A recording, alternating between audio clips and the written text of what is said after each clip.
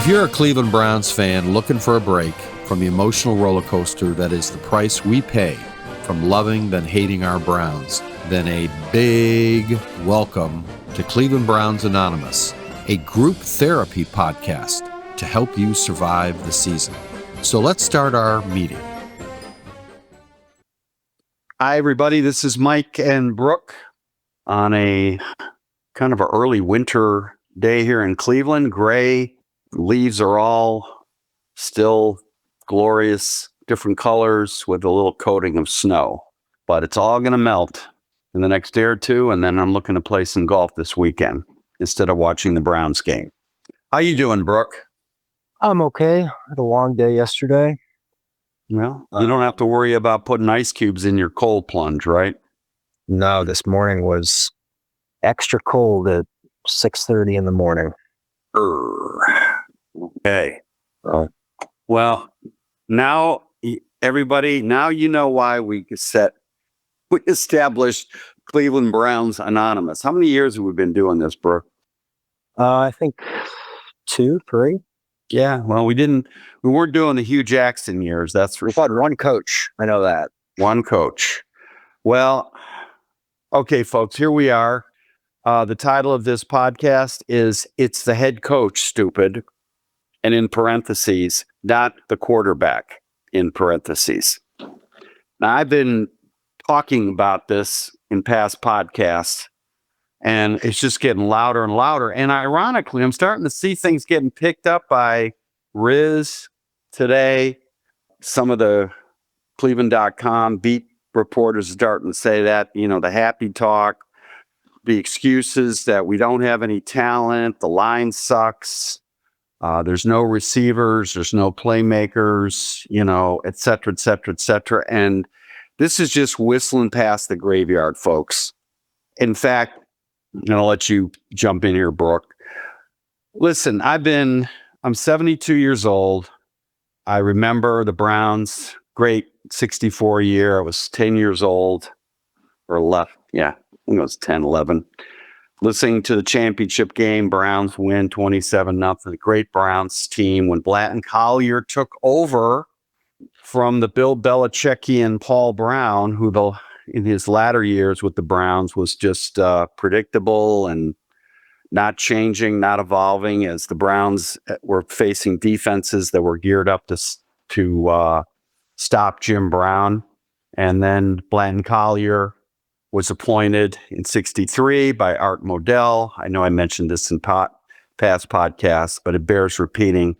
Probably the only good thing Art Modell ever did was fire Paul Brown and promote Blanton Collier, and all of a sudden the Browns got innovative, a la Sean McVay, a la Sean Payton. And 1963, the Browns started out 6-0, and then some of their problems on defense and offense were exposed. And in 1964, they drafted Hall of Famer Paul Warfield. They continued developing the option blocking, and they won it all in 1964.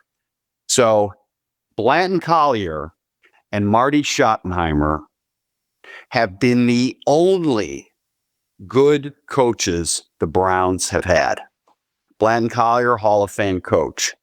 Marty Schottenheimer, a very good coach. But think of it, folks, we have not ever, other than those two, had any kind of head coach that has made their mark in Cleveland. So before I flip it over to you, Brooke, the theme of this podcast is it's not the savior quarterback. It's the savior head coach. Flip it over to you, Brooke.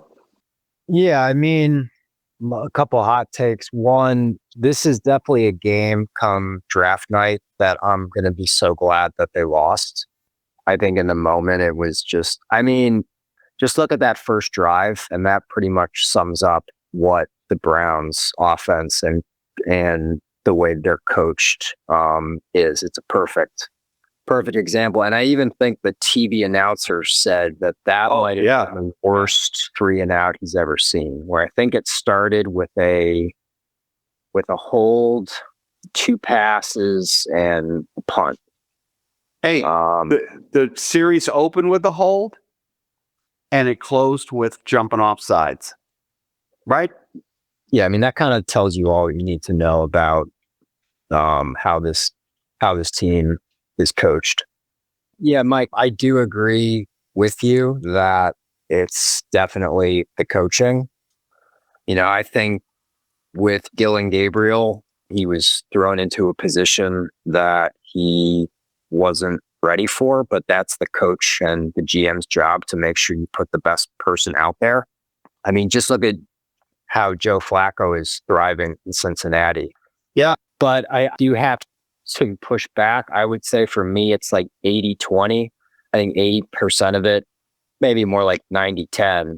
But I think the whole coaching staff has to go, especially special teams. I mean, that was an epic disaster. Well, Punt return and a kickoff. Yeah. Yeah. And you know what? Tony Grossi said something very interesting this morning on Riz's show. Really stayed with me. And it confirms what I've been thinking about. Stefanski does not like to confront. That's been the complaint in the front office. And you can see that in how he handled Baker or didn't handle Baker well. He didn't confront OBJ when he stuck a knife in Baker's back, when Baker was not only physically hurt, but mentally hurt. He didn't sit Baker down when it was clear Baker was just regressing. Now, I've said this in past podcasts. He didn't confront Clowney when Clowney didn't want to go in. And you saw that with Deshaun Watson last year, who was clearly not playing well. And you're seeing it now with Gabriel.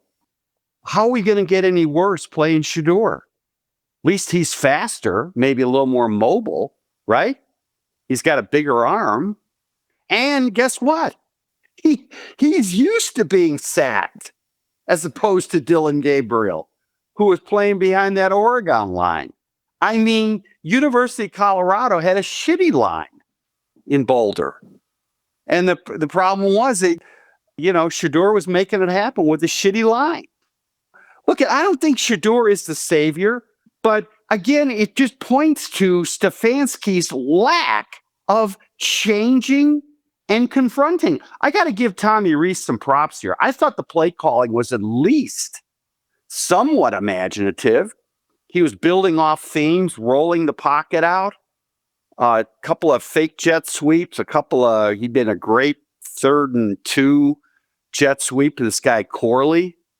They got the ball out to Judy early. This is where Stefanski is the classic NFL lifer. I've said this before. He is a great offensive coordinator mind, but he is not a teacher or leader. Yeah. And we have not had, and this is where the Haslams come in. Because and this is the front office too. And I'm going to shout out to some people on the Orange and Brown podcast, the Cleveland.com, and all the people who are looking for the next head coach. I don't want anybody who is a genius or a savant on offense or defense.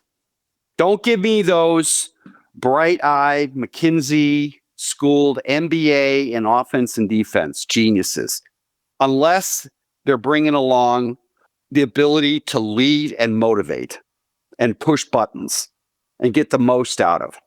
And that's where the Browns, as an organization for the last 25 years, have utterly failed this city. We have had nothing but terrible head coaching. Even Stefanski, coach of the year twice. Look what he didn't do with Baker. Remember the Kansas City playoff game versus the Pittsburgh playoff game. The Pittsburgh playoff game, Alex Van Pelt was calling the plays. In the Kansas City game, in the second half, both the playoff game and the opening game, the Browns predictably stopped moving. When they had to move the ball, they couldn't. Baker throws an interception. The guy slips. Does that sound familiar? Joe Flacco? There's no imagination.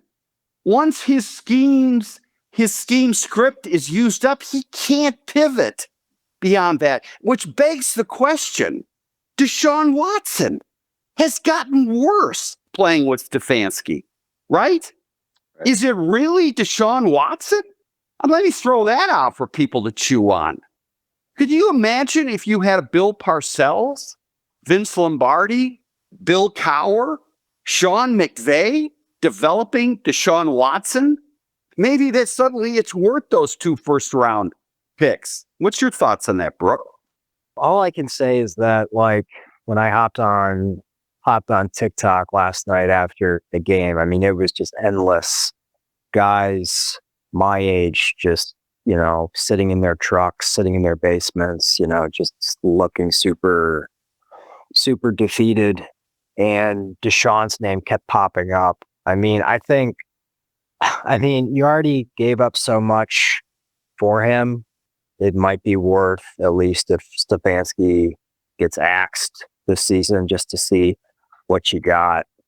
You definitely have to see what you got on Shador, because as of right now, the Browns are picking, I think, 4th. Oh, let's not even go there.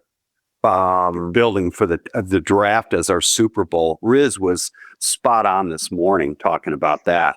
We're back to looking at the draft as our salvation. We need a head coach. Hey, I agree with you 100% that the Browns need a new head coach. I think they need a new GM because I don't trust Andrew Berry's evaluation. But again, I don't know if it's the evaluation or it's the coaching. I do know that there is something very refreshing about you get a new GM, you get a new head coach, you got a top pick, you go out and get your guy. I mean, that's what John Dorsey did. He drafted Baker, Denzel, Nick Chubb. But he had him matched up with Hugh Jackson. And then he finally, the light bulb went off and they got rid of Hugh Jackson because they could see Baker was just like Shador. Not saying, I look at every day Stefanski stays as head coach is a setback for the Browns organization.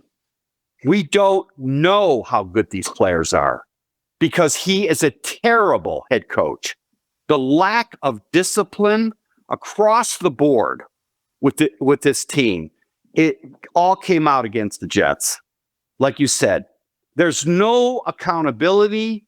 There's no yelling and screaming by Stefanski on the sideline. He just looks like a clerk as opposed to a general. He looks confused out there when things happen. All you got to do is go on YouTube. In fact, I want Mark to put in a few YouTube of Bill Parcells at the end of this podcast, a few clips of him just going nuclear on the sidelines. Now, I'm not looking to get somebody who's foaming at the mouth as a coach all the time. But if you can't get pissed off and call people out and bring some accountability to an organization, you are hurting the organization every day you're there. Every day. What would Jesus do? What would Bill Parcells do in that situation? Hall of Fame coach, Super Bowl winner, Lombardi. What do you think he would do? That guy would be on the bench, right? So we don't, when I feel sorry for Gabriel. If I was Dylan Gabriel's dad, I would be, why? You know what? He's thrown against Pittsburgh. I mean, look at how the what's his face? Harbaugh-led Chargers took apart the Steelers yesterday. I mean, it was a freaking clinic how they did it. Here's Stefanski. He's got Gabriel throwing 58 times with no chip help. I mean, what's his face? TJ Watt, they chipped the hell out of him last night. No chip blocking, no rollouts, no imagination on the play calling. And I got to listen to a lot of Browns Nation talk about Gabriel's a failure, like Deshaun Watson is a failure. We don't know if they're failures, Brooke. We don't know that. We have a failure as a head coach. He is toxic in terms of player development. You could just look at the O-line once Callahan left. Look at the special teams. This guy, it needs to coach the coaches. And he's not doing that. He's not establishing a culture. We have a losing mentality as an organization. Every week they find out a way to lose. It's in the water. The sooner he goes, the sooner Jim Schwartz, he's got a second chance to being a head coach. He's probably been taking notes, mental notes on the sidelines, just shaking his head. He can't scream at his players. He can't be a head coach. You get Tommy Reese, OC, like Freddie stepped in, turned around Baker. You get Jim Schwartz as the culture, think of it as adrenaline shot in that organization, like what Greg Williams did. Greg Williams comes in, Freddie's in there. All of a sudden, Browns put up 35 points against the Bengals in the first half.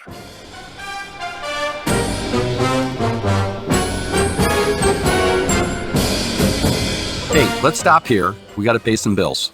30 seconds, and we'll be back. Getting your house ready to sell, or you just need some basic repairs, and you can't get anybody to come out or even return your phone call. Then call Riley Painting and Contracting, your home mechanics, for all of your home repair needs, from electrical, plumbing, roof repairs, and getting your house ready to sell. 45 years in the business, a AAA on the Better Business Bureau, and we're on the preferred contractor list in Cleveland Heights and Shaker Heights. You can contact us by calling 216-371-8160 and leave a message. And guess what? We'll call you back.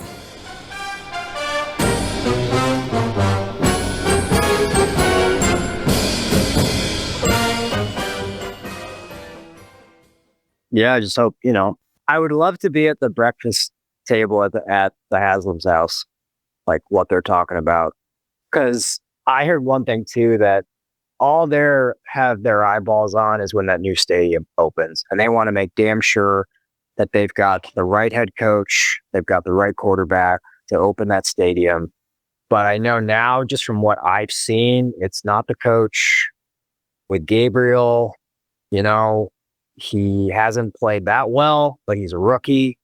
And as of right now, you've got a high draft pick, and the Jaguars lost. So, okay, let me move real quickly, Brooke, to the subject of a head coach, which I've exhausted on Stefansky's side. But let's just talk about, how do you find a head coach? And this is me talking to Jimmy and D. Haslam. I don't know if they're listening to this podcast, but you've got to ask yourself, you have to do a Moneyball approach to hiring a head coach. You have to look at hiring a head coach and put the same energy and creativity that you do to find that quarterback.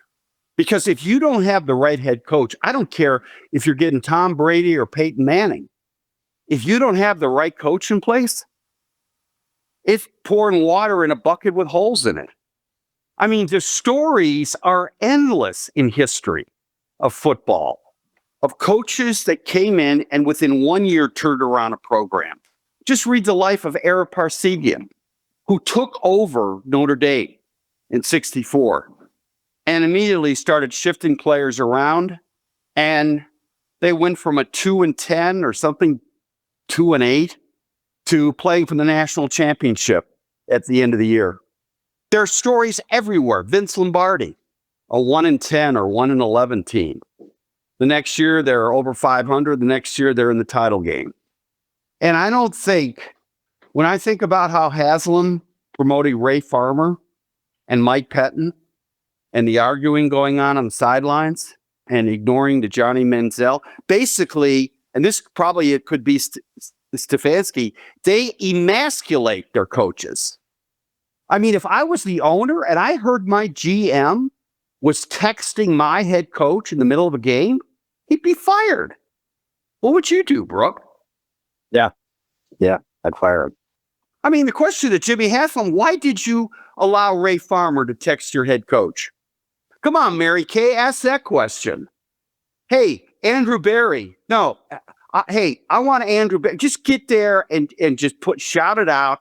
Make Andrew Berry come out of his cubbyhole, down to the press conference, and you demand that Andrew Berry answer the fundamental question, did you emasculate your head coach by trading Flacco and not getting his permission? I mean, really, it takes a village to find and develop a great head coach. Bill Cowher with the Steelers, Bill Walsh with the 49ers. And it's up to the head coach. And you have head coaches like Stefanski, like Pat Shurmur, like Romeo Crennel, like Eric Mangini, like Hud or Chubb, whatever that guy's name is, Chudzinski. Yeah. You have head coaches who are promoted to their level of incompetence. If Stefanski is not going to confront the interference from ownership and his GM, that he's not ready to be a head coach. Lombardi didn't put up with it. Famous line in the board of directors when Lombardi's first year, it's in the HBO documentary on Lombardi. His first practice, the board of directors of the Packers sent down a list of suggestions and plays. Lombardi looked at them and tore it up. Now, if you're a person that shuns controversy and confrontation and just wants to get along and accommodate, you're not fit for the NFL. That's survival of the fittest here. As Lombardi said and Parcells said, they all said, this is not made for sane family men. You've got to have a little edge of mania. What's your thoughts, Brook? All I can say is, however the Haslams have gone about hiring a head coach has not worked. So whatever they've been doing, they need to not do that.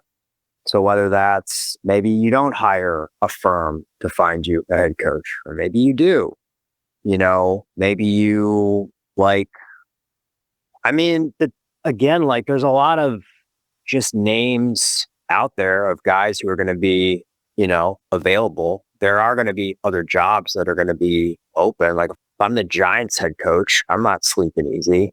Stefanski's on the hot seat, that's for sure.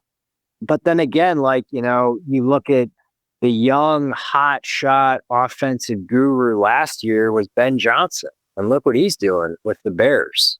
So I really think it comes down to the character of that head coach, like the Dan Campbells. Campbell, right. The Ben Johnsons. That's an ultra change.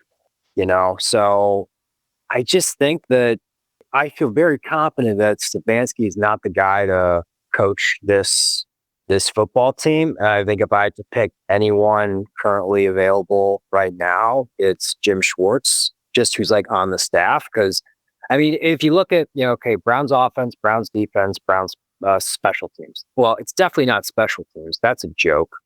And the offense is not very good, but the defense is good. Maybe you hire the coach who's operating the part of your team that is doing well.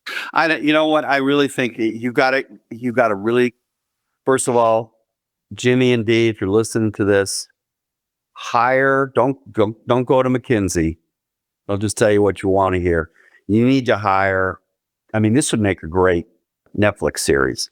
You need to hire somebody as a consultant, but I'm talking about the real deal consultant. Somebody who's going to come in and be run a therapy session in the organization, really challenge how people are thinking.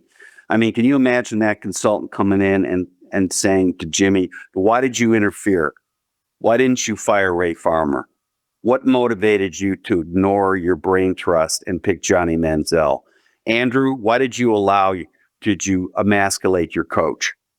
And really challenge them fundamentally to come to grips with the fact that they do not know what they're doing. That is the beginning of change in any organization. That's what the board of directors at GE did 5 years ago when they brought an outsider in to run it. From Danaher, legendary company, not a GE insider, they wanted an outsider. In fact, there's a great movie or great series I forget what it is. It's based on that. We needed an outsider. Oh, you know what it was? I just saw it again for the third or fourth time. The 1973 movie, The Day of the Jackal, with Edward Fox as the assassin. They needed an outsider to assassinate de Gaulle. They brought in a pro. The Browns organization needs to bring in an outsider to challenge all levels of the organization, with the goal being of hiring a coach who has leadership chops, who understands that it's, you know what, Jim Schwartz, that defense, I'm sorry, Brook, defense, they were accountable for losses in the Vikings and against the Jets with that offside penalty and letting the Vikings march down the field. Yeah, but out of all the they've been the defense and special teams, which has been the best? Because if I fire Stefanski now, you have to hire someone who's on the staff. Fine, I get it. And I think Jim Schwartz could be like Sam Darnold, Geno Smith. Look, I got a name out there. I think people are going to think I'm crazy. I just have a feeling it might be the best solution. Yeah. Brian Flores? Him, yeah, he's on my short list. Okay, go ahead. I think John Gruden. Chucky From Ohio. You talk about a culture change. Now, you don't give him any GM responsibilities, but you pair him with a football guy, because he was paired with that guy. What was his name? He was an NFL draft analyst. He never had any GM roles ever. I forget what his name was, but that's just kind of an example of someone that I like. But I mean, if Jimmy Haslam hires Brian Flores, I'd be very happy. Hey, our role model is the Detroit Lions coach, Dan Campbell. That should be who you're looking for. That's a culture change. And Tony Grossi made a great point. He said that one of the common threads in all great coaches is their special teams are elite. Yeah. Belichick, Look at the Seahawks head coach. Yeah. No, it's Brook, it's not the quarterback. It's the head coach. I know it's the head coach, but I'm sorry, I'm not sold on our guy. I'm just not. Hey, I'm not saying he's the guy, but we don't even know if he's the guy, right? That's the problem. People look at the first step in any kind of change is recognizing what the problem is.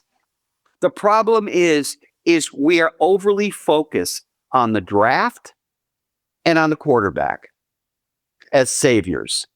Bill Callahan took Wyatt Teller, made him into an all-pro. The New England Patriots, in their heyday, were taking players off the waiver wire or a free agent signing like Wes Welker, or picking an All-American wrestler and pairing as an offensive lineman project. This is what great head coaches do. They get maximum out of everybody who is on the team.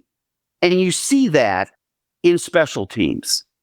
They don't, and you don't see them jumping off sides. You don't see them just allowing a team to go down the field for a winning score. They change the culture. They go on the field. These people are prepared. They're making the in-game adjustments. Who's a great coach? Kenny Atkinson. Look at all the buttons he's pushing. Stephen Vogt went to a 6-man rotation. They're innovative. And they're working with an organization at the top. The Lions drafts the last couple years, money. Their free agent pickups, money. Their player development, money. And that's why they are.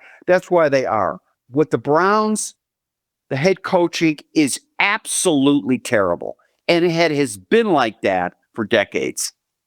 So, title of this is not only it's the head coaching stupid, not the quarterback, but subtitle, how do you find a great head coach?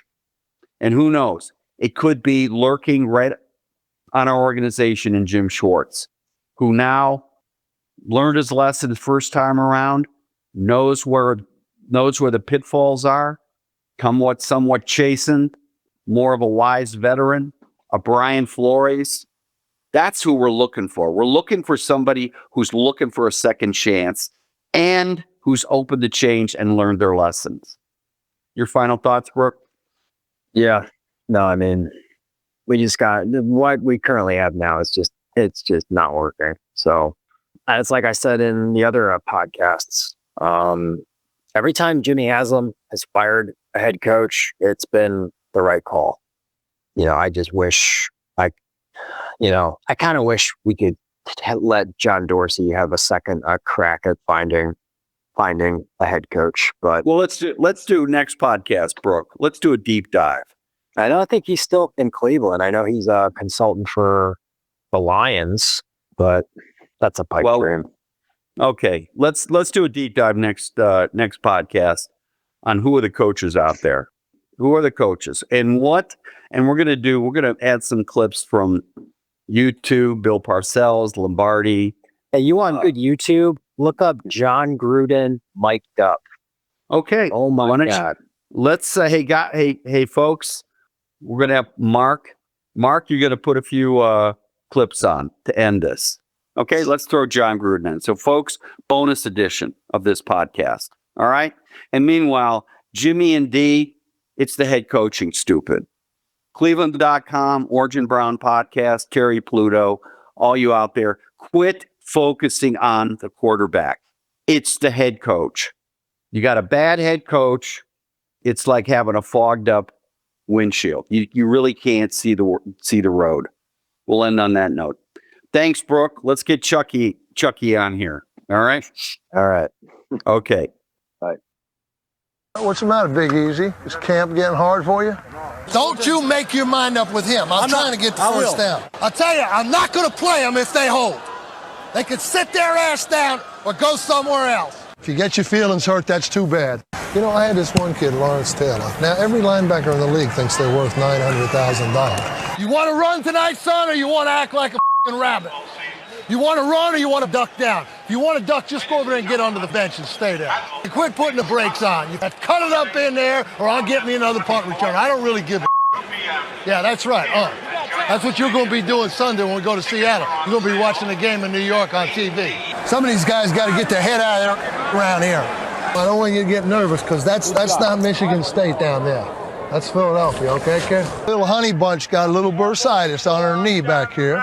Tell him to throw up on his own time. You got to tell him we got a game today. Throw up after the game. You should have known pre-snap what to do there. You guys huddle up. You know what? You're like my wife when you get in space. You just get lost. We'll just start to have a little fun here and shut the up. Quit audibling all the time. Okay, Mr. Hero, play your game now. Have a little fun, work through the kinks. All right, you come out of retirement now, and you go make a play now. Ho, ho, ho, ho! Santa Claus is here, huddle up! Christ, just go scatter to west, right, tight, F left. 372 Y stick, Z spot. Here we go, scattered. Say it again, Scatter to west, right, tight, F left. 372 Y stick, Z spot. Here we go, scattered to west, right, tight. Scattered to west, right, tight, F left. 372. 372. Y stick, Z spot. Z spot. I'm already break. Christ. Are you out of your mind? Are you out of your skull? How the hell you call that? Well, call it on Tom Brady, will you? Call it on those guys. I've never seen that in my life.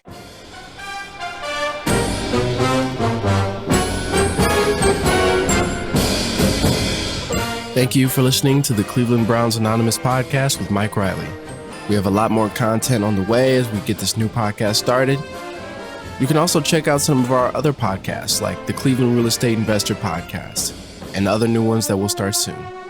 On any platform that you find yourself listening to us on, feel free to leave us a like or comment or follow us. It always helps.